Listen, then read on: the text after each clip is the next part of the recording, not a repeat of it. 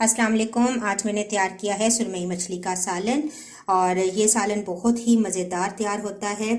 सुरमई मछली में जो कि छोटे कांटे नहीं होते, इस वजह से हम इस सालन को बॉयल चावलों के साथ भी पेश कर सकते हैं और चपाती के साथ भी। तो आइए देखते हैं कि ये सुरमई मछली का सालन मैंने किस तरीके से तैयार किया है।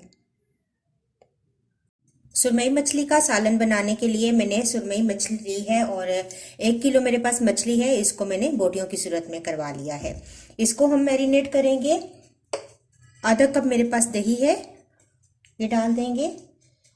2 टेबलस्पून नींबू का रस, 1 टेबलस्पून लाल मिर्च का पाउडर,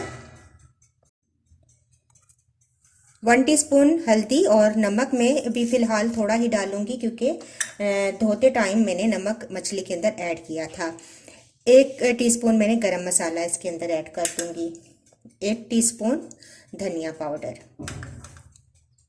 इसके अलावा मेरे पास है कड़ी पत्ता, चंद पत्ते हैं। ये मेरे खुश्की पंसार की दुकान से लिए थे क्योंकि फ्रेश मुझे नहीं मिले। 1/2 टीस्पून मैंने अजवाइन का पाउडर लिया है।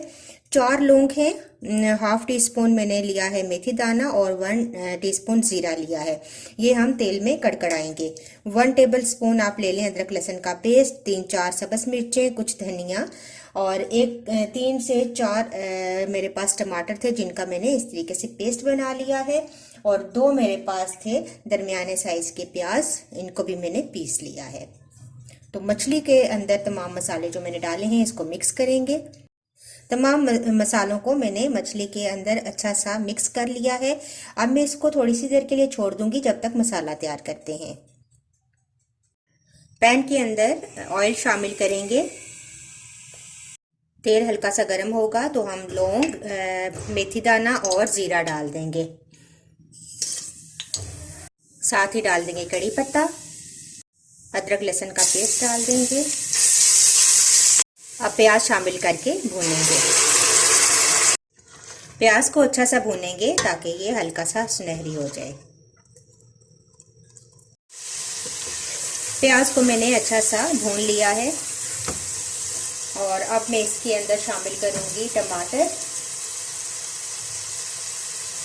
प्याज भूनते हुए बहुत ख्याल रखिएगा कि कच्चापन इसका दूर हो जाए, अच्छा सा सुनहरी हो जाए। इसके बाद टमाटर शामिल करें और अब इन दोनों चीज़ों को दोबारा भूनूंगी। देखिए टमाटर अच्छे से भून चुके हैं, ऑयल सेपरेट हो चुका है। अब मैं इसके अंदर जो फिश मैरिनेट करके रखी थी वो डाल दूंगी।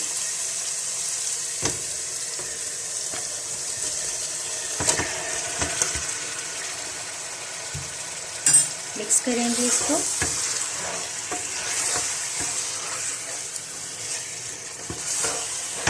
और अब मैं इसको कवर करके रख दूंगी थोड़ी देर के लिए। 15-20 मिनट के बाद आप कवर हटाएं। बहुत ही आराम के साथ आपने फिश को हिलाना है ताकि बोटियां टूटे ना। मैंने इसके अंदर सब्ज मिर्च शामिल कर दी हैं और अजवाइन का पाउडर जो मैंने अभी तक शामिल नहीं किया था वो भी डाल दिया है। थोड़ा सा पानी ऐड करेंगे। 1 कप तकरीबन मैं पानी शामिल करूंगी शोरबे के लिए। हिलाएंगे और 5 मिनट मज़ीद इस पकने के बाद मैं फ्लेम बंद कर दूंगी।